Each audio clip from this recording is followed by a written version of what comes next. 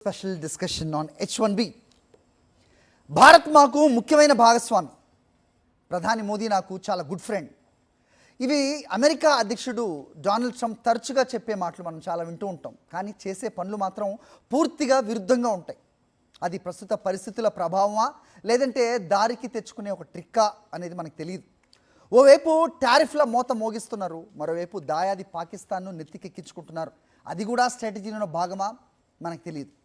ఇప్పుడు ఏకంగా భారతీయులపై big bomb వేసేశారు. అదే H1B వీసాదారుల యాన్యువల్ ఫీ, అంటే వార్షిక రుసుము, ఆ పెంపు. ఇప్పటి వరకు 6 లక్షల లోపే ఉన్న H1B వీసా ఫీజును ఏకంగా $1,00,000 పెంచారు ట్రంప్. అంటే మన కరెన్సీలో దాదాపు 90 లక్షలు, అంటే ప్రిసైజ్గా చెప్పాలంటే డాలర్ రేట్ని బట్టి 88 లక్షలు. ఇది హెచ్చు తగ్గులు అవుతూ ఉంటుందని మనకు తెలిసిందే. ఈ మేరకు ఉత్తర్వులపై సంతకాలు కూడా చేసేశారు. ఈ ఆదేశాలు సెప్టెంబర్ 21 మిడ్ నైట్, 21 సెప్టెంబర్ అర్ధరాత్రి నుంచి అమల్లోకి వస్తాయి అని కూడా ప్రకటించేశారు. సరిగ్గా 24 గంటలు అమెరికా వెలుపల ఉన్న H1B, H4 వీసా హోల్డర్స్కు ఉన్న టైం. ఈ టైం లోపే వాళ్ళు అగ్రదేశంలో అడుగుపెట్టాలి. లేకపోతే ఆ మరుక్షణం నుంచి $1,00,000 కట్టినట్టుగా ప్రూఫ్ చూపించాలి. ఆ కట్టేది ఎవరంటే అభ్యర్థులు కాదు, వాళ్ళని ఎంప్లాయీస్గా తీసుకున్న ఎంప్లాయర్. సో ఆ ఎంప్లాయర్ వీళ్ళ మీద $1,00,000 కట్టారు అని వాళ్ళు ఒక ఎవిడెన్స్, ఆ పేపర్ తీసుకొస్తే, వాళ్ళు పంపిస్తే, వీళ్ళది చూపిస్తే కానీ అమెరికాలోకి ఎంట్రీ ఉండదు. ఇదంతా కూడా జరగాల్సింది కేవలం 24 గంటల్లో. అందుకే దిగ్గజ టెక్ సంస్థలు కూడా అలర్ట్ అయ్యాయి. తమ ఉద్యోగుల్ని, ఎంప్లాయీస్ని అలర్ట్ చేశాయి. వేరే దేశాల్లో ఉన్న H1B ఈ వీసా హోల్డర్స్ ఎవరైతే ఉంటారో 24 అవర్స్ లోపల అమెరికాకు తిరిగి రావాలి అని ఒక అడ్వైజరీని ఇష్యూ చేశాయి. మైక్రోసాఫ్ట్, మెటా, అమెజాన్, యాపిల్ ఇలాంటి చాలా టెక్ కంపెనీస్ ఈ మేరకు తమ ఎంప్లాయీస్కి ఈ ఎమర్జెన్సీ మెయిల్స్ పంపేశాయి. అమెరికాలో ఉంటున్న H1B, H4 ఉద్యోగులు 2 వారాల పాటు ఇతర దేశాలకు వెళ్ళవద్దని కూడా సూచించింది. అక్కడ ఉన్న అటార్నీస్ అవ్వచ్చు, లేకపోతే ఎక్స్పర్ట్స్ అవ్వచ్చు, ఎనలిస్ట్లు అవ్వచ్చు, వాళ్ళు కూడా ఇదే చెప్తున్నారు. అటు అమెరికాలోని ఇమిగ్రేషన్ అటార్నీస్ ఎవరైతే ఉంటారో వాళ్ళు కూడా ఇతర దేశాల్లో ఉన్న ఈ H1B వీసాదారులు ఎవరైతే ఉంటారో వాళ్ళు రేపట్లోగా అమెరికాకి తిరిగి వచ్చేయాలని చెప్తున్నారు.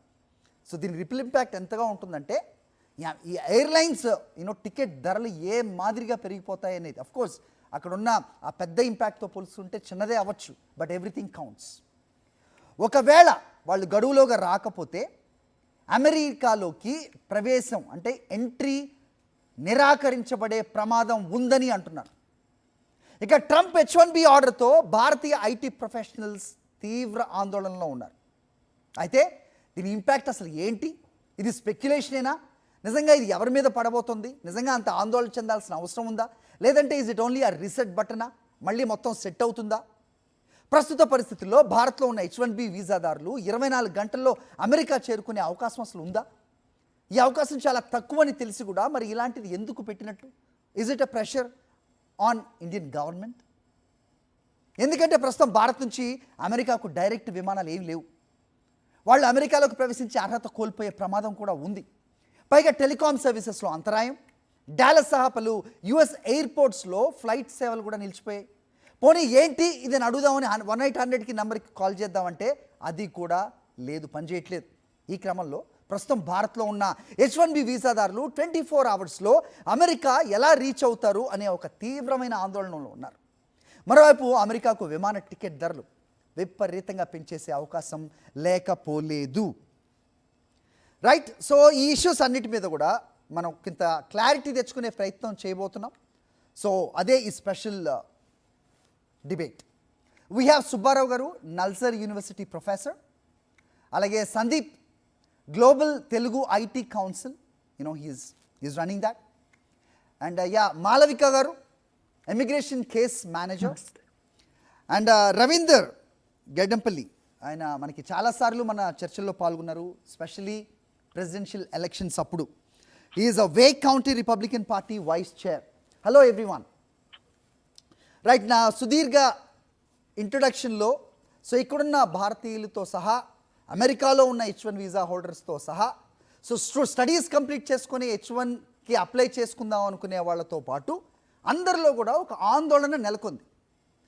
ఈ ఆందోళన ఎంతవరకు it's I won't ask is it a plausible, but దీన్ని నివృత్తి చేసే అవకాశం ఏదైనా ఉందా? దీంట్లో స్పెక్యులేషన్ ఎంత, యాక్చువల్స్ ఏంటి అనేది మీలాంటి వాళ్ళు చెప్తే సో మన వ్యూవర్స్ అవ్వచ్చు, తెలియని వాళ్ళు అవ్వచ్చు, అందరూ తెలుసుకునే అవకాశం ఉంటుంది. సో ముందుగా రవీందర్ దగ్గరికి వెళ్దాం. రవీందర్ రెడ్డి గారు, so you been a very active participant in the debates on election day. మనకు తెలిసిందే ఆ రిజల్ట్స్ రోజు కూడా.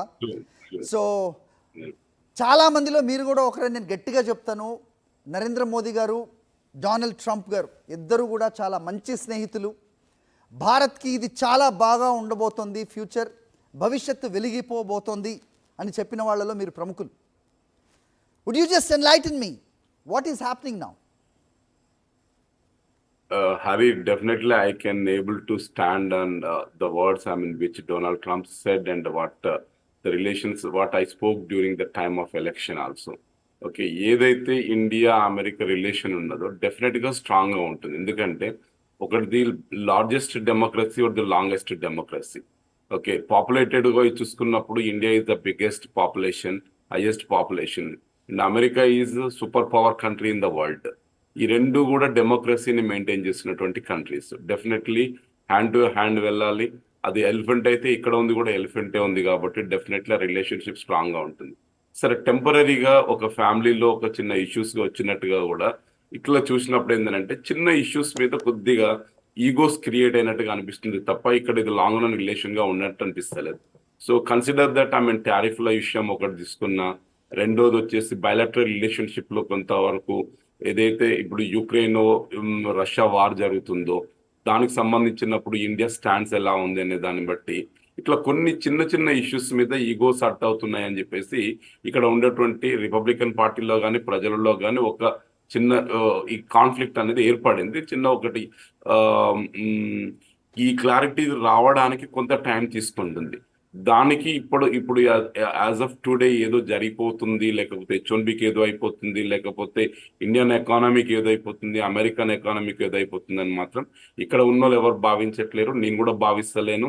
At the same time, economy is a definitely macro word. మళ్ళీ Economy is a macro word. Right now, మనం H1B visa holders or visa seekers వాళ్ళ perspective లో మాట్లాడితే ఏమీ జరిగిపోదని మీరు అంటున్నారు. 21వ తేదీ అర్ధరాత్రి నుంచి సో H1B వీసా $1,00,000 ఏ ఎంప్లాయర్ ఎవరిని హైర్ చేసుకుంటాడు, $1,00,000 ఒక ఎంప్లాయీ దగ్గర నుంచి అతను రాబట్టుకోవాలంటే at least he need to make 1 million on that candidate, then only he would be ready to spend 100,000. Yes, so definitely agree with you. Okay, ఆ విషయంలో నేను 100% మీతో ఏకీభవిస్తాను. కాకపోతే ఏంటంటే ఇంకా క్లారిటీగా ఇప్పటి వరకు ఏ డాక్యుమెంటేషన్ రాలేదు. మీకు కొద్దిసేపులో మాలవిక చెప్తుండొచ్చు, ఇప్పటి వరకు ఏదైతే ఉన్నదో ఎగ్జిక్యూటివ్ ఆర్డర్ ప్రొక్లమేషన్ ఏదైతే ఉన్నదో పాస్ చేసిన బిల్ అంటే ఇదేమో బిల్ కాదు, లేకపోతే ఇది ఇమ్మీడియట్ గా ఇంపాక్ట్ అవుతుంది అని తెలుసు. కానీ దెర్ ఆర్ ద ప్రాసెస్ ఉంటుంది. డెమోక్రసీలో ఏది కూడా ఇమ్మీడియట్లీ ఇంపాక్ట్ అనేది ఉండదు. There may be a time. I'll stop you there because you are representing the Republican Party. అక్కడ కౌంటీకి వైస్ చైర్గా మీరు ఉన్నారు పార్టీకి సంబంధించి. I can understand that you have to support that. Yes, Malavika garu మీరు చెప్పండి, what is the proclamation bill and what is the executive order? Can you please first ఆ difference చెప్పిన తర్వాత మనం మాట్లాడదాం. It's a good question, Andy. Chala mandi misquote chesadu executive order antaru. It's actually presidential proclamation. Both of these, executive order and presidential proclamations, are tools for the president. So basically oka vishayanni clarity iyadaniki federal agencies ki lekapothe tondarga amallo tadaniki ee rendu instruments ni vaadtaru. If we look at the proclamation and the nature of the verbatim in it, they are explicitly asking DHS, USCIS and other federal agencies ki meer law cheyandi, idi implement cheyandi effective immediately, ilanti language ochindi. So what it means is that there are too many gray areas right now. So Department of State has to establish procedures as to who will be qualified H1B workers with high skill and how much they should be paying. 100K evarki pay cheyali, ela pay cheyali, and future lo walla stamping rules ela untayi, all of this is developing right now as we speak. So it is for the Congress to allow it and to ratify it and get it into existence as a law. But meanwhile, what is also possible is there can be or maybe a temporary restraining order, and that is something people are expecting, because 24 hours లో రమ్మని చెప్తే వచ్చేయడానికి అందరికి చాలా ఇబ్బంది పడుతున్నారు. Many people have gone to stamping and they're just stuck over there because of long waiting for the stamping, for their interviews and everything. So ఇప్పుడు రావాలి అంటే everyone is it's gone for toss. They're not knowing what exactly right thing to do. There are people who have called me like September 21st వస్తున్నాం, కాకపోతే 11 o'clock కి land అవుతోంది flight, మమ్మల్ని allow చేస్తారా లేదా అంటే I'm like I don't know. So how are these people on 21st of September going to prove that నాకు 100K pay చేయాలని ఉంది, my employer is willing to pay, but whom to pay they don't know. So this is all developing. It That's is a very good totally scenario, though. dependent on మీరు congressional చెప్పేది- mandate. మీరు చెప్పేది చాలా మంచి scenario. Yeah, my employer is ready to pay 100,000, but where to pay we do not have the clarity. Yes, but ఇక్కడ ఒక advisory ఏదైతే ఇచ్చారో అది నేను లాస్ట్ లైన్ ఒకటి నేను చదివి వినిపిస్తాను Malvika garu. I know this developments are creating anxiety and uncertainty for many of you. While we don't have all the answers right now, we ask that you prioritize the recommendations above that land within 24 hours in United States of America. So ఆ possibilities మీకు తెలుసు, నాకు తెలుసు, ఎంతవరకు వెళ్ళగలం 24 గంటల్లో. ఇప్పుడు ఈ advisory చూసి ఇమీడియట్గా ప్లాన్ చేసుకున్నా you cannot reach there. So will there be any exemptions? So it's always about practicability of a fact andi. Adi entavaraku possible for a person to take a flight and come back. They have families, flight prices could be higher, or otherwise, like I said, sadavidiga book cheskunna vallu $1,000 petti, they are landing a little bit later on the 21st. So court lo kelte, the first thing they're going to say is it possible? So I can't really say, atla guideline inchanta matrana it's not practically possible, right? So that would be the first thing told in a court of law tomorrow in case they go for a temporary restraining order, which I think most of the people in legal fraternity are talking about.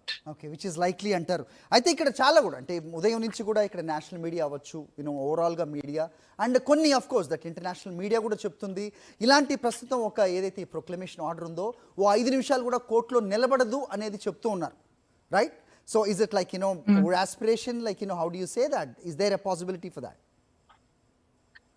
Given the history of what has happened, if you look at birthright citizenship or temporary protected status ni remove cheyadam gaani, a lot of executive orders and proclamations were challenged in the court, and avi they were taken back and it didn't become a law eventually. Okay. So that way many lawyers are very hopeful and they're like idi stand avadu, idi asal valide kaadu annattu. But the most important question is we don't have a lobby group to consolidate and fight for Indians, especially who are contributing so much in highly skilled jobs.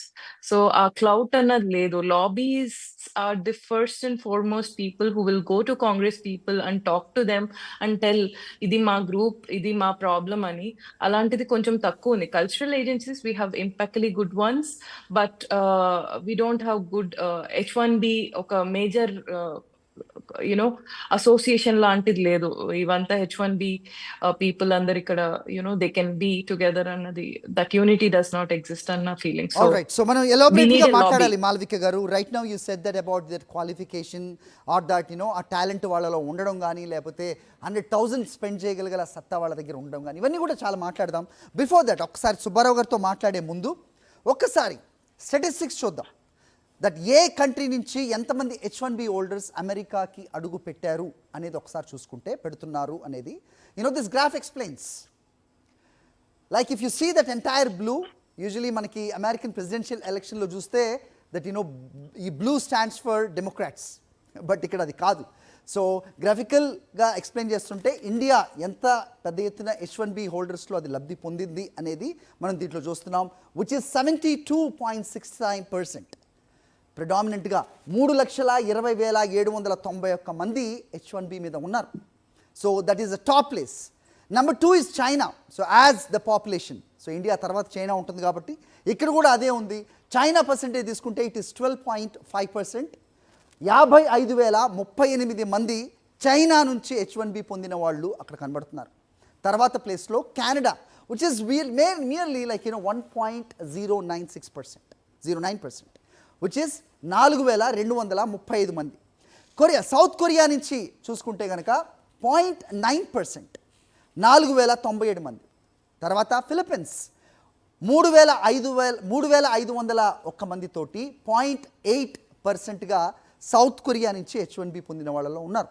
So దీన్ని బట్టి yes of course మన భారతీయులకి H1B ప్రాధాన్యత ఉందా లేదా అంటే మనకి statistics చెప్తున్నాయి. At the same time so ఆ టాలెంట్ ఉండబట్టే భారతీయుల్లో ముఖ్యంగా ఐటీకి సంబంధించి ఈ స్టెమ్ కోర్సెస్ చేసిన వాళ్ళు ఆ పైన ఏ రకంగా ఉద్యోగాల్లోకి వెళ్ళారు అనేది మనకి స్టాటిస్టిక్స్ చూస్తే తెలుస్తుంది.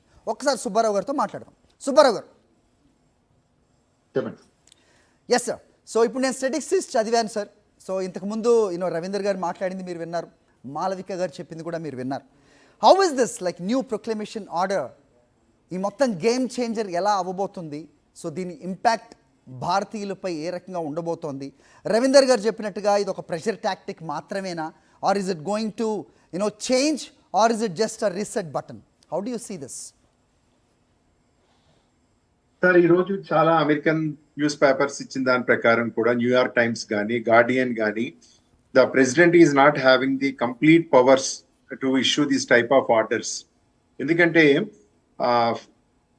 H1B వీసా ఫీజు అనేది ప్రాసెసింగ్ ఛార్జెస్ ని కవర్ చేయడానికి ఫిక్స్ చేసే ఫీజు కానీ ఒకళ్ళని శిక్షించడానికి ఫిక్స్ చేసే ఫీజు కాదు. అయితే ఆయనకి పవర్ అనేది ఉండొచ్చు, but it may be arbitrary. He has to take the Congress approval before making in that, and he also make the Administrative Procedural Act అనేది ఒకటి ఉంది అక్కడ. దాని ప్రకారం ఒక notice and comment and rule making position ఇవాళ చెప్పి రేపు అందరూ వచ్చేయాలి అంటే అది జరిగే ప్రక్రియ కాదు. ఏ కోర్టుకి వెళ్ళినా కూడా అది నిలబడదు. Minimum 1 month notice they have to give it in that. అది కంపెనీస్ కూడా 2 days ముందు బిఫోర్ పిలిచి సిఇఓస్ అందరినీ this the rule position, you please encourage cooperate అంటే అది ఎన్ని కంపెనీలు పిలవగలడు ఆయన? Maximum 10 companies have maybe attended. It is in the top companies maybe in that. అయితే there is a lot of legal issues will be there. It is in that. అయితే మనకి judicial system గురించి తెలుసు. కేసు యాక్సెప్ట్ చేయడానికి కూడా minimum 6 months పడుతుంది. ఇప్పుడు lot of cases are pending on the tariff also which are pending in that. అయితే big tech companies, universities, trade associations will fight for this and they have to put it in the proper form, because already India-US trade bilateral discussions are going on.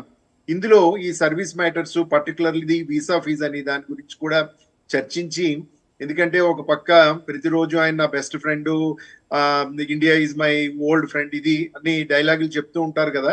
How far he will help us it is in that. ఎందుకంటే Indian technocrats, Indian engineers, technologists are played a very, very important role in the US development. It is in that, either in the leadership or maybe in the earnings or maybe technological development ఏ విషయంలో తీసుకున్నా కూడా. అయితే ఇది ఒక చర్చించాల్సిన విషయం. వీలైతే NASSCOM, IT associations ఇలాంటి వాటితో కలిసి ఒక రిప్రజెంటేషన్ కానీ అనేది జరగాలి. దీనికి కొంత టైం అనేది ఇవ్వాలి. ఎందుకంటే ఓవర్ నైట్ రమ్మనమండం అనేది ఎంతవరకు he become the unpopular by doing this type of issues in that. Okay, yeah. So before I'm going to mana Sandeep, ఒక్క question that then I will come to you Sandeep. ప్రస్తుతం యుఎస్లో చదువుతున్నా, నేను ఇంట్రడక్షన్లో చెప్పినట్టుగా కేవలం H1B దరఖాస్తు హోల్డర్స్ అంటే ఆ అప్లికెంట్సే కాదు, ఆస్పిరెంట్సే కాదు, తర్వాత ఎక్కువగా ఆందోళన చెందుతున్న వాళ్ళలో విద్యార్థులు ఎక్కువగా ఉన్నారు. సో F1 స్టాటిస్టిక్స్ కూడా నేను తెప్పిస్తాను. F1 వీసా మీద ఉన్నవాళ్ళు స్టడీస్ చేస్తూ వాళ్ళు చదువుతున్న స్టూడెంట్స్ H1Bకి ఎప్పుడైతే వాళ్ళు స్టేటస్ మార్చుకోవాలో అప్పుడు కూడా ఈ $1,00,000 అనేది కట్టాలా వద్దా అనే ఒక సందేహం, ఆందోళన నెలకొంది. దేర్ ఆర్ స్టోరీస్ లైక్ పొద్దు నుంచి మేము వినిపిస్తున్నవి ఏంటంటే ఆల్రెడీ అక్కడ ఉన్న స్టూడెంట్స్ అవ్వచ్చు, H1B వాళ్ళు అవ్వచ్చు, వాళ్ళెవరు కూడా ఇది కట్టని అవసరం లేదు అని చెప్తోంది. బట్ ఆ క్లారిటీ ఉందా Malavika garu? Sandeep garu please bear with me. So, okay, I didn't know the question was to me, but Yes. yes, I do have an answer. So F1 నుంచి if from OP2 to H1B వెళ్ళే వాళ్ళకి, if they are in the US, వాళ్ళు already ఉన్నారు కాబట్టి they can transfer the petition. But the problem is once they leave US and come outside, let's say 1 year from now or 6 months from now, they have started their H1B, they are continuing to work. కాకపోతే ఇండియాకి వెళ్ళి stamping చేసుకుని వచ్చేటప్పుడు ఏమైనా అవ్వచ్చా అన్నది, that is the discussion that is happening. ఇక్కడ already జూన్లో సబ్మిట్ చేసిన వాళ్ళకి ప్రీమియం ప్రాసెసింగ్లో ఆల్రెడీ అప్రూవల్స్ వచ్చేసినాయి వాళ్ళందరికీ. Most of them will be beginning very soon. So I don't see a bigger problem there, but the challenge would be towards the stamping of new H1B holders who have transitioned from F1. Adi ekku discuss chestunaru. Yeah. Okay, అంటే ఎప్పటికల్లా clarity వచ్చే అవకాశం ఉంది? అంటే దీనికి తగ్గట్టుగా if like H1B already approve అయితే గనక వాళ్ళు వేరే కంట్రీకో లేకపోతే ఇండియాకో రాకుండా అక్కడే ఇది కన్వర్ట్ అయ్యే ఛాన్సెస్ ఏదైనా ఉంటుందా? We can see it as an exemption at least, because the students were there and they have paid university fees, ఎంతో కష్టపడి కట్టుంటారు. అండ్ చాలా ప్రాంప్ట్గా వాళ్ళు ఎక్కడో పార్ట్ టైం జాబులు చేసుకోకుండా ఖచ్చితంగా చదివి రికార్డ్స్ కరెక్ట్గా ఉన్నవాళ్ళు H1B అప్రూవ్ అయిన తర్వాత ఈ ఫీజులు కట్టడానికి ఒక ఫ్రెషర్కి ఏ ఎంప్లాయర్ ముందుకు వస్తాడు 100,000 కట్టడానికి? Do you see my point Malvika? Yes. దీంట్లో to be very honest, 2-3 questions mix అయి ఉన్నాయి మీ క్వశ్చన్ లోనే. A case where people are immediately starting, a case where people are starting the H1B at a later date. So immediately, right now, law has come into existence on 21st, and it is taking place right now. Probably people who have already started, it wouldn't be a problem. People who are starting at a later point, kontamandi oka later date ni choose cheskuntaru, probably vallaki koncham problem avutundi. But meanwhile, like a breathing space, if there is a temporary restraining order and it has come to a halt, I think nothing of this sort will be coming to discussion again. So only the thing we need to look forward to as a student is TRO issue chesara leda. Issue cheste, just take advantage of it. కుదిరితే stamping అన్న చేపించేసుకోండి, please come back and continue your rest of the 3 years over here. If you don't want to leave also, it's absolutely fine. You can continue in H1B because change of status has already occurred for you. All right, Malavika Garu, thanks for answering that question. I have few more questions to you, but before that, let me speak to Sandeep. Sandeep Garu, మీతో మాట్లాడే ముందు ఒక్కసారి నేను top 11 US companies ఏ రకంగా మన ఇండియన్స్కి H1B వీసాలకి encourage చేస్తుంది అనేది చూద్దాం. Top 11 US companies increasing H1B visa approvals in 24-25. ఒక్కసారి I'll just read out real fast. Amazon Com Services, JP Morgan Chase, Microsoft, Apple, Meta Platforms, Cisco Systems, Tata Consultancy, Visa Tech, Amazon Web Services, which is AWS, General Motors and Amazon Data Service. ఇక్కడ మనం ఆ సంఖ్యలో చూసుకుంటే 9,000 నుంచి 10,000, 1,700 నుంచి 2,500, 4,700 నుంచి 5,000 మనం increase మొత్తం ఇక్కడ చూస్తున్నాం ఏ రకంగా ఇంక్రీజ్ చేస్తూ వస్తుందో. Because everybody knows besides the talent, if somebody heirs an Indian employee, somebody sponsors an H1B or hire them in H1B, so వాళ్ళ టాలెంట్ ఏ రకంగా ఉంది, వాళ్ళ పనిలో నిబద్ధత ఏంటి, ఎందుకు బయట కంపెనీస్ కానీ ఈ కంపెనీస్ అన్నీ కూడా ఇండియన్స్ని హైర్ చేసుకోవడానికి ఎందుకు మొగ్గు చూపుతాయి అనేది చాలా ఓపెన్ సీక్రెట్. ఇప్పుడు దానికి చెక్ పెట్టడానికే ట్రంప్ తీసుకున్న నిర్ణయం. ఆయన ఈ ప్రొక్లమేషన్ ఆర్డర్ తర్వాత ఆయన మాట్లాడిన కమెంట్స్లో కూడా మనం చూసాం. PCR, if you have that ఒక్కసారి అది ప్లే చేయండి. ఇప్పుడు కాకపోతే that coming few minutes you play that. You said that it's on a national interest. ఇక్కడ అమెరికన్ ఎంప్లాయీస్కి వాళ్ళకి ఫస్ట్ ఒక అవకాశం ఇవ్వడానికి ఇది చాలా ఉపయోగపడుతుంది. కంపెనీస్ అలాగే ఈ టాలెంట్ ఎవరైతే ఉందో వాళ్ళని మేము ఆపడానికి మేము అసలు ఇక్కడ ఇష్టపడట్లేదు, వాళ్ళు ఎప్పుడు ఉంటారు. కానీ ఎవరైతే ఇక్కడ ఫిల్టర్ అయిపోతారు అనేదే ప్రధానంగా ఇక్కడ మనకున్న ప్రశ్న. Right, so impact Telugu population మీద ఏ రకంగా ఉంటుంది, స్టూడెంట్స్ మీద, H1B సీకర్స్ మీద ఏ రకంగా ఉంటుంది? Sandeep garu, thank you and sorry for coming you bit late. Yeah, so ఎలా ఉంటుంది సార్ ఇది? That's okay, మన మీరు you are global Telugu IT council మీరు హెడ్ చేస్తూ ఉన్నారు. దీని ఇంపాక్ట్, సో భారతీయులు అనగానే ఓవరాల్గా ఏ రకమైన ఇంపాక్ట్ ఉంటుంది అనేది ఒక ఫస్ట్ క్వశ్చన్ అయితే, సెకండ్ది ఎక్కువ సంఖ్యలో అమెరికా వెళ్ళే వాళ్ళలో మన తెలుగు వాళ్ళు తెలుగు స్టేట్స్ నుంచి ఎక్కువ ఉంటారనేది అందరికీ తెలిసిన విషయమే. Please let me know that what is the net impact. Exactly అండి. అంటే ఇప్పుడు మనము నంబర్స్ చెప్పుకుంటూ ఉంటాం. ప్రతి ముగ్గురు ఇంటర్నేషనల్ టెక్నోక్రాట్స్ లో ఒకరు ఇండియన్ ఉంటారు, ప్రతి ముగ్గురు ఇండియన్ టెక్నోక్రాట్స్ లో ఒకరు తెలుగు వారు ఉంటారని. So majority of technocrat community మనం చూసుకున్నట్టయితే అది పెద్ద ఎత్తున తెలుగు వారు పెద్ద ఎత్తున ఉంటారు అనేటువంటిది అది అందరికి కూడా తెలిసినటువంటి సత్యం. అయితే రవీందర్ గారు చెప్పినట్టు డెఫినెట్ గా అది ఈగో పరంగా కావచ్చు, వాళ్ళిద్దరి మధ్యలో రిలేషన్షిప్ బ్రేక్ అయ్యి ఈ డెసిషన్ తీసుకోవడము, అదే విధంగా ఈ ప్రొక్లమేషన్ కి నెక్స్ట్ ఎగ్జిక్యూటివ్ ఆర్డర్ కి సో డెఫినెట్ గా కూడా అది డిలే అవుతుంది. మాల్విక గారు చెప్పినట్టు అది రెండు డిఫరెన్స్ ఆవిడ కూడా చెప్పినుండే. కాకపోతే పెద్ద ఇంపాక్ట్ అన్నది మనకి తెలుగు వారి పైన ఏదన్నా ఇట్లాంటి డెసిషన్ తీసుకుంటే అయితే ఇంపాక్ట్ అయితే పడుతుంది అనేటువంటిది వాస్తవం. దాంతో పాటు అంటే కమ్యూనిటీ అంతా కూడా మెయిన్లీ ఇన్ఫర్మేషన్ టెక్నాలజీ పైన వర్క్ చేస్తున్నటువంటి H1B హోల్డర్స్ ఎవరైతే ఉన్నారో పెద్ద ఎత్తున వాళ్ళు అయినారు, పానిక్ అవుతున్నారు అనేటువంటిది నిన్నటి నుంచి మేము చూస్తూ ఉన్నాం. అంటే మా యొక్క డిఫరెంట్ చాప్టర్స్ లో ఉండేటువంటి వాళ్ళు కొంతమంది అయితే ప్లాన్డ్ లీవ్ పైన ఇక్కడ వచ్చిన వాళ్ళు ఉన్నారు, H1B హోల్డర్స్. సో వాళ్ళు కూడా అసలు ఎప్పటి నుండి ఇది ఇంపాక్ట్ ఉంటుంది, ఎప్పటి నుంచి మేము వెళ్ళాలి, ఎంత పే చేయాలి, ఇప్పటిదాకా మాల్విక గారు కూడా అంటే ఎక్కడ కట్టాలి అనేటువంటి ప్రస్తావన తీసుకొచ్చినారు. సో డెఫినెట్ గా కూడా అన్ఆన్సర్డ్ క్వశ్చన్స్ ఇవన్నీ కూడా. సో ఇండస్ట్రీ అంతా కూడా పానిక్ అయిందని చెప్పొచ్చు. సో దాంతో పాటు రియలిస్టిక్ గా మనం ప్రాక్టికల్ గా చూసుకున్నట్టు అయితే ఒక ఎంప్లాయీకి అంటే వాళ్ళ పేరోల్ కూడా స్టార్ట్ అవ్వకన్నా ముందు అంటే ఈ యొక్క $1 lakh పెద్ద ఎత్తున వీసా ఫీజ్ కోసమే కట్టడము లేకపోతే ఫీజ్ పరంగా కట్టడము అన్నది డెఫినెట్ గా అదొక అదొక పెద్ద అబ్స్టికల్ లాగా మనం అనుకోవచ్చు. అదే విధంగా మీరు ఇప్పటిదాకా స్టాట్స్ చెప్పారు సార్, ఏంటంటే అంటే మన టాలెంట్ కు ఉండేటువంటి స్టాట్స్ రిపోర్ట్ చూపెట్టినారు. ఒక్కొక్క కంపెనీ ఎంతెంత మందిని హైర్ చేసుకుంటుంది అనేటువంటి విషయం. సో ఆబ్వియస్ గా కూడా ఇండియాలో ఉండేటువంటి టాలెంట్ ని మనం చూసుకున్నట్టు అయితే ఎక్కడ కూడా కంపేర్ చేసేటువంటి సిచ్యువేషన్ ఏ కంట్రీకి కూడా లేదు. నేను ఇప్పటి వరకు అంటే ఆల్మోస్ట్ WTITC వర్క్ చేసేది 70+ కంట్రీస్ లో వర్క్ చేస్తూ ఉంది. ఎక్కడ చూసినా కానీ ఇండియన్ టాలెంట్ ఏదైతే ఉందో ఆ క్వాలిటీ అవుట్కమ్ వాళ్ళకి వస్తుంది అని కంపెనీస్ కి తెలుసు. దాంతో పాటు హార్డ్ వర్కింగ్ టాలెంట్ అని ప్రపంచానికి డెఫినెట్ గా కూడా ఇండియన్ టాలెంట్ పైన ఒక నమ్మకం ఉంది. అయితే ఇమీడియట్ గా ఇదేదో అంటే డెసిషన్ పెట్టేసేసి ఓవర్ నైట్ లో మీరు వచ్చేసేయాలి బ్యాక్ అనేటువంటి ఏదైతే ఉందో అది లాంగ్ టర్మ్ అని అయితే డెఫినెట్ గా కూడా okay, let's hope sir. So మీరు చెప్పినట్టుగా so hope it is not that we just blow our own trumpets, అలా కాదు. It is not only that on the paper but it is fact అనేది మీరు గట్టిగా చెప్తున్నారు. సో భారత్ పై H1B బాంబ్ పేల్చారు డొనాల్డ్ ట్రంప్.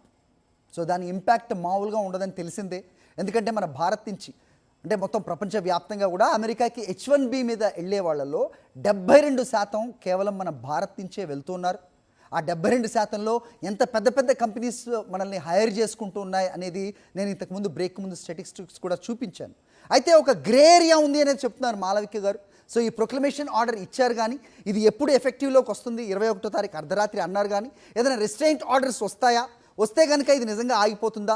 కానీ చాలా కేర్ఫుల్గా డొనాల్డ్ ట్రంప్ కేర్ తీసుకుని ఇది ఒక నేషనల్ ఇంట్రెస్ట్కి సంబంధించింది, ఇక్కడ కంపెనీలు అలాగే అమెరికన్ ఫస్ట్ అనే ఒక నినాదానికి అందరూ కూడా మద్దతు ఇచ్చిన క్రమంలో వాళ్ళు ఆల్రెడీ ప్రభుత్వం ఏర్పాటు చేశారు కాబట్టి దానికే మరి కోర్టులు కూడా మద్దతు ఇస్తాయా లేదంటే ఆపుతుందా? Because looking at the possibility ఇంత తొందరగా ఇది అయ్యే ఛాన్స్ ఉంది అని చెప్తున్నారు మాలవిక గారు. ఒక్కసారి మనం సో ఎక్కడెక్కడ ఇది ఎవరెవరికి ఇంపాక్ట్ చూపిస్తుంది, స్టూడెంట్స్ అవ్వచ్చు లేకపోతే H1B హోల్డర్స్ అవ్వచ్చు, అమెరికాలో ఉన్న స్టూడెంట్స్ అవ్వచ్చు, అమెరికాలో ఉన్న H1B హోల్డర్స్ అవ్వచ్చు, లేదంటే ఏ కారణం చేతైనా అమెరికా వదిలి వేరే దేశాల్లో ఉండవాళ్ళు అవ్వచ్చు, వాళ్ళకి ఎలాంటి ఇంపాక్ట్ ఉంటుంది అనేది ఒకసారి చూసే ప్రయత్నం చేద్దాం. దాని మీద క్లారిటీ మాలవిక గారు ఇస్తారు. Let's fire that plate please. Yeah so ఒక్కసారి చూద్దాం. ఇక్కడ సినారియో కనబడుతుంది, లొకేషన్ చూస్తున్నాం, దాని ఇంపాక్ట్ యాక్షన్ చూస్తున్నాం. 100,000 అంటే $1,00,000 ఎవరి మీద పడబోతున్నాయి, ఎవరెవరికి ఇది వర్తిస్తుంది అనేది ఉంది. అలాగే నోట్స్ అండ్ తీసుకోవాల్సిన ప్రికాషన్స్ నేను చాలా తొందరగా చెప్తాను because we have guest. Scenario ఇక్కడ current H1B holders in US filing transfer or extension. అంటే ఆల్రెడీ అమెరికాలో ఉన్న H1B హోల్డర్ వాళ్ళు యుఎస్లో మళ్ళీ ఫైల్ చేస్తున్నా, లేకపోతే ఒక కంపెనీ నుంచి ఇంకో కంపెనీకి ట్రాన్స్ఫర్ అవుతున్నా, H1B petition filed by a new or a current employer ఈ 100K ఏదైతే $1,00,000 ఉందో అది వర్తించదు. Right, maintain status, carry all supporting documents which is tax returns అనేది చాలా బాగా చూస్తారు వాళ్ళు, అది W2 ఫార్మ్స్ అంటారు.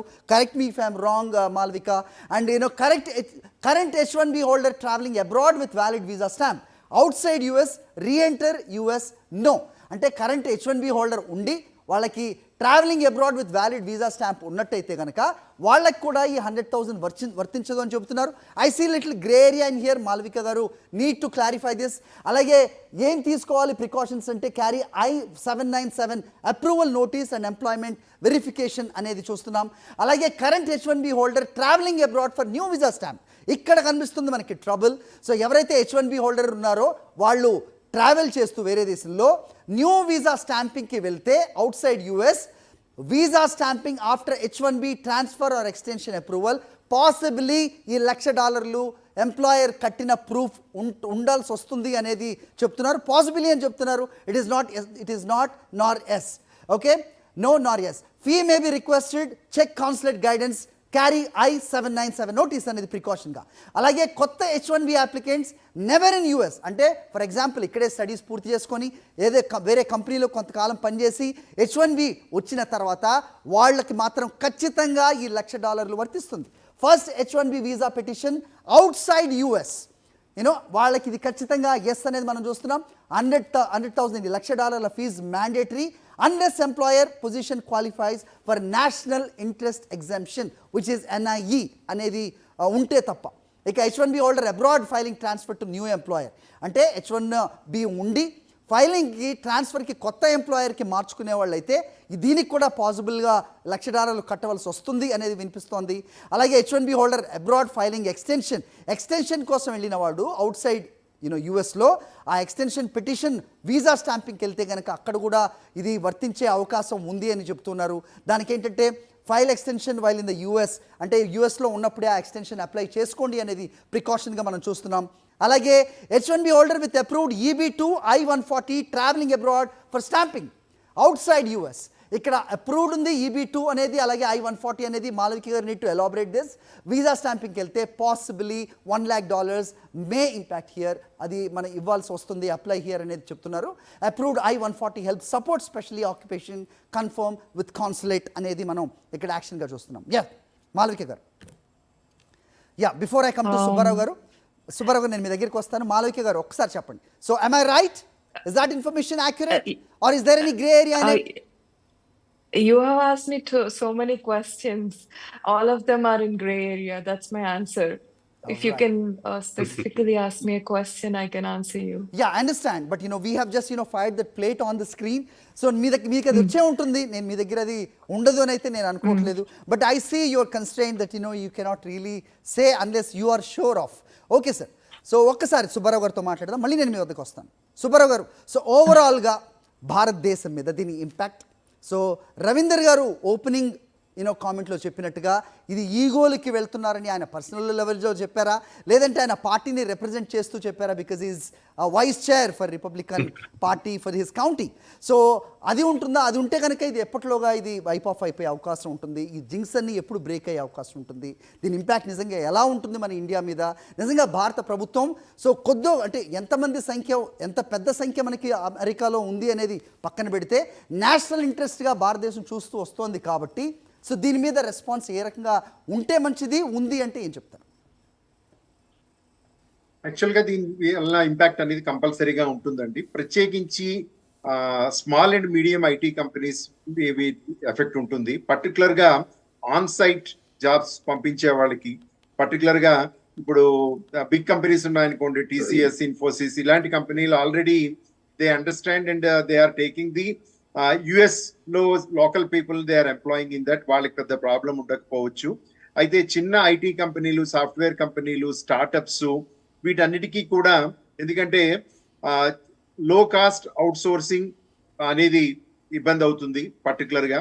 ఓవరాల్ గా ఇది కానీ విరమించుకోకపోతే లేదా తగ్గించకపోతే దీని ఎఫెక్ట్ అందరికీ ఉంటుంది, బిగ్ కంపెనీస్ కి, స్మాల్ కంపెనీస్ కి కూడా. ఈ రోజు మీరు యుఎస్ లో ఉన్న చాలా స్టార్టప్స్, ఇండియన్ టెక్నోక్రాట్ స్టార్ట్ చేసినవి అవనియండి, సర్వీస్ సెక్టార్ లో అవనియండి, వీళ్ళంతా కాంట్రాక్ట్ బేసిస్ లోనో ప్రాజెక్ట్ బేస్ లోనో ఇండియా నుంచి H1B వీసా మీద ఎంప్లాయీస్ ని తీసుకోవడం జరుగుతుంది. వాళ్ళ ప్రాజెక్ట్ కాస్ట్ తో పాటు ఇది ఒక పెర్ క్యాండిడేట్ $1 lakh పే చేయడం అంటే it is a big burden to the company. Then automatically ఇంకా ఆన్ సైట్ ప్రాజెక్ట్ కింద మారిపోయి అది ఇండియా నుంచి అవుట్ సోర్సింగ్ చేయడమో లేదా ఇంకో కంట్రీ నుంచి అవుట్ సోర్సింగ్ చేయడం అనేది జరుగుతుంది. ఎందుకంటే ఒక్క క్యాండిడేట్ మీద సపోజ్ ఒక కంపెనీ ఒక 100 మెంబర్స్ ని తీసుకుందాం అనుకున్నా, if they want to pay that $10 million pay చేయాల్సి ఉంటుంది. This a big burden. Automatic ఇది కాస్ట్ ఆఫ్ ప్రొడక్షన్ పెరుగుతుంది. Automatically their product may not be viable in the market. Some time it is in that. It is not only affecting the Indian IT industry, it is also affecting the US IT industry. ఇప్పుడు tariffs పెంచడం వల్ల మిగతా countries ఎలా ఉన్నా US లో కూడా citizens suffer అవుతున్నారు. ఎందుకంటే కొన్ని ప్రొడక్ట్స్ దొరకట్లేదు, కొన్ని ప్రొడక్ట్స్ కాస్ట్ పెరిగాయి. ఇప్పుడు ఇదే విధంగా ఇవాళ వరకు గూగుల్ అనేది కొన్ని free services world wide provide చేయొచ్చు, రేపు పొద్దున అవి చేయలేకపోవచ్చు. They may increase the cost. It is in that. ఇప్పుడు ఈ ఇయర్ లో మీరు చూపించిన స్టాటిస్టిక్స్ ప్రకారం ఒక అమెజానే more than 10,000 పీపుల్ తీసుకుంది. ఇప్పుడు ఇందులో 2,000 పీపుల్ రేపు కమింగ్ డేస్ లో రావాలి అనుకుంటే they have to pay for that $1 lakh. ఇప్పుడు ఒక 200 పీపుల్ ఇంటూ $1 lakh అంటే it's a big burden to the company. Even everything they cost they are calculating, it is in that. In the competitive world it is in that. ఈ రకంగా then what is the alternative for Indian IT companies? They have to think and the outsourcing. ఎందుకంటే ఆయన out sourcing మీద కూడా ఏదో fine వేస్తానంటున్నాడు, ఎందుకంటే hike fees అంటున్నాడు. ఎందుకంటే అయితే ఒకటి రవీంద్ర గారు చెప్పినట్టు ఆయన ఎప్పుడు కూడా ఏ విషయంలో కూడా స్టేబుల్ గా ఉండడు. ఇవాళ చెప్తాడు, రేపు మారుస్తాడు, 200 అంటాడు, తర్వాత 20 అంటాడు. He can change. He's not a stable but person. not when he signed the bill or the order. అంతకు ముందు ఓవరాల్ గా మారుస్తారు, మనం చూస్తూనే ఉంటాం. బట్ ఇది చాలా సీరియస్ గా సైన్ చేశారు ప్రొక్లమేషన్ ఆర్డర్. సార్ చాలా సార్లు ఆయన సైన్ కూడా చేస్తూ ఉంటాడు సార్. సైన్ చేసాక కూడా they can revise it, or maybe my advisers told in that అంటాడు. లేదంటే కోర్టులోని judicial officers they may give a negative అనేది వచ్చేటప్పుడు కూడా మార్చొచ్చు. ఎందుకంటే ఇప్పటికి కూడా the clear cut rules and notice and comment has not come as per the administrative procedure act. It is in that. They have to give a procedure, how to do, when to do, what is the procedure, which company has to pay, how much they have to pay. Because ఇప్పుడు ఒక company 100 members ని తీసుకున్నారు. 100 members అంటే $100 million కట్టాలి అంటే that much reserve that company also must hold. So దీంతో mid size companies survive అవుతాయా? Small and mid size companies అసలు సర్వైవ్ అయ్యే ఛాన్స్ ఉందా? లేదు, ఛాన్స్ లేదు. Small and big companies Then how is it helping US economy? Then how is it helping US economy? I have a doubt. I have a doubt.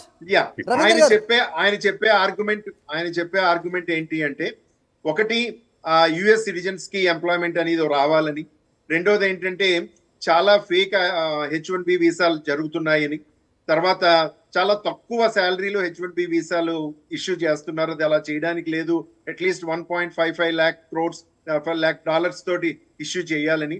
తర్వాత వీటన్నిటికన్నా ముందు the highest loan from the World Bank, which country is in the US is the highest loan country. వాళ్ళు ఏదో రకంగా ఇప్పుడు golden card అన్నారు, ఒక 10 billion కడితే permanent employment ఇస్తానంటున్నాడు. And he want money whatever the way it is in that. Right, because he's a businessman, everybody knows that. విషయాలు ఏంటంటే Nothing wrong in it, right? ఆయన పర్స్పెక్టివ్ లో అది రాంగే కాదు. రవీంద్ర గారు, నాకు ఒక విషయం చెప్పండి. సో ఇప్పుడు ఒక క్యాండిడేట్ మీద $1,00,000 ఒక ఎంప్లాయర్ కట్టాలి అంటే నిజంగా అది చిన్న సైజ్ కంపెనీలకి, మిడ్ సైజ్ కంపెనీలకి it is not possible. Even the big companies they would think twice, whether to hire that person spending that much of money. At the same time so ఇక్కడ ఇతన్ని $1,00,000 ఖర్చు పెట్టి తీసుకోవాలా ఫీజు పే చేసి, at the same time నీకు ఆ skill set తోటి నీకు అమెరికాలో దొరికే ఛాన్స్ ఏ మేరకు ఉంది, ఉంటే గనక ఎంత మేరకు ఉంది?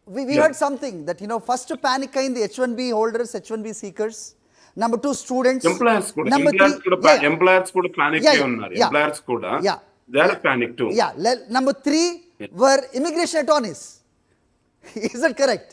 Because of the, the fee or, filing fee, the kind of revenue it generates, and, the business like what they run. Don't take me wrong. Is it right? Is there any particular association for వాళ్ళకన్నా, అంటే మీరు ఇంతకుముందు చెప్పారు H1 ఎవరైతే ఉన్నారో వీళ్ళందరికీ ఒక మాలవిక గారు మీరు చెప్పినట్టున్నారా? సో ఆర్ రవీందర్ గారు, Right, సో right. ఒక అసోసియేషన్ ఒక లేదు, బాడీ లేదు. లాంటిది ఏది లేదు రిప్రజెంట్ చేయడానికి అని చెప్పి, మరి వీళ్ళకు ఉంటుందా? వీళ్ళకు కూడా అలాంటి పరిస్థితేనా? ఒక్కసారి గ్రాఫిక్ ప్లేట్ చూద్దాం, దాన్ని ఎలాబొరేటివ్గా చర్చిద్దాం. Let's play the next plate.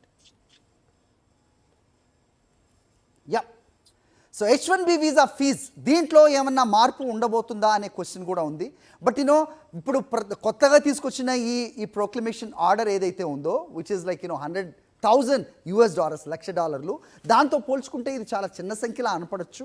కానీ దీంట్లో కూడా క్లారిటీ అవసరం. మనకి 2 రకాల వీసా ప్రాసెసింగ్ ఉంటుంది అమెరికాలో. ఒకటి నార్మల్ H1B ప్రాసెస్ అయితే, ఇంకోటి ప్రీమియం విచ్ ఇస్ $2,800గా కనిపిస్తుంది.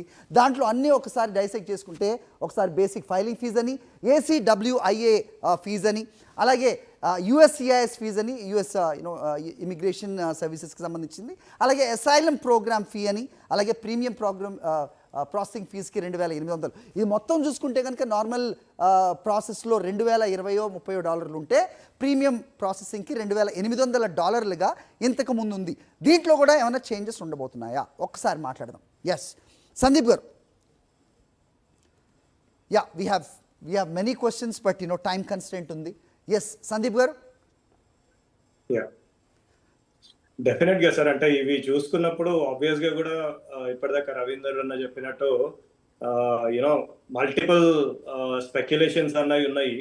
కాకపోతే ఒకటి, మన టాలెంట్ ని మనం చూసుకున్నప్పుడు ఇండియన్ టాలెంట్ ఏదైతే 72% ఇప్పటిదాకానే మీరు చెప్పినారు, ఆ 72% పెద్ద ఎత్తున టాలెంట్ మనది ఉందో, అక్కడ ఎక్కడ కూడా అంటే కంపెనీస్ ఇమీడియట్ గా యాక్సెప్ట్ చేసి ఓవర్ నైట్ లో చేంజ్ చేసేటువంటి పరిస్థితి అయితే లేదనే మనం చెప్పొచ్చు.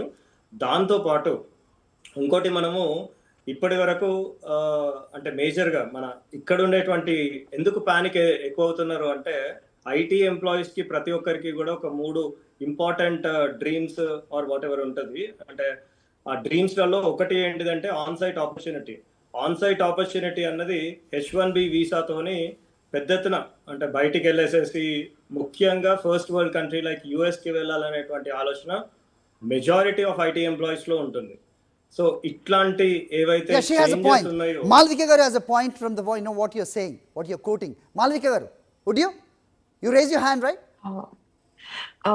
Actually, yes, sorry about that, Sandeep Garu.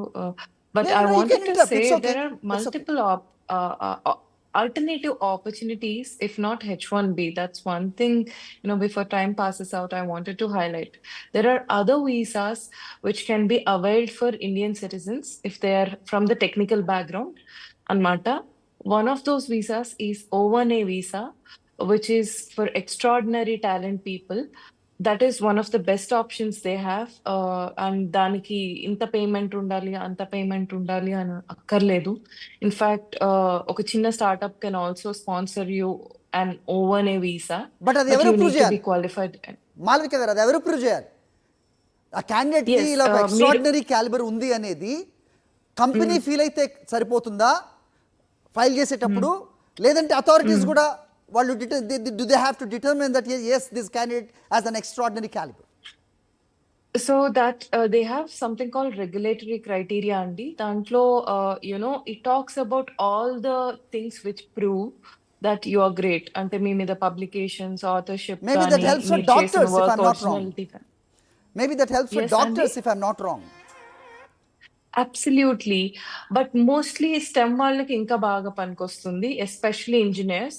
And O1B is something which is relevant to theater artists and movie artists and dancers. వాళ్ళకి కూడా ఈ O1 అన్నది పనికొస్తుంది.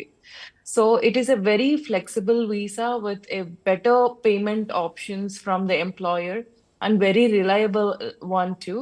And especially మీకు H1B ఇంకా ఇది ఒకవేళ 100K పర్ ఇయర్ 100K కట్టాలి పర్ H1B అనే రూల్ అమల్లోకి వచ్చిందంటే it jeopardises your visa position, right?